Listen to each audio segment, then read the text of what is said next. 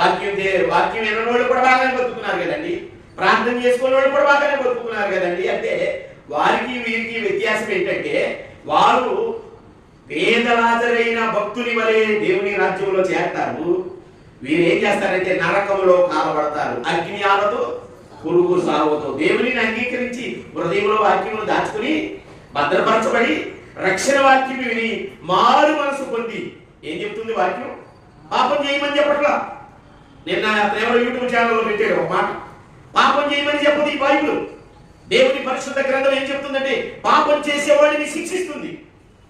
మళ్ళీ రెండు మాటలు మాట్లాడతారు వీళ్ళు, మీ దేవుడు శిక్షించే దేవుడుగా అంటారు. మరి పాపం చేస్తే శిక్షించడా?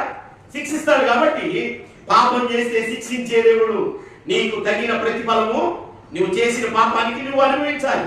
పాపం చేస్తే శిక్షిస్తాడు. అయితే నీతిమంతుడుగా నడిస్తే దేవుని రాజ్యం దొరుకుతుంది. దేవునికి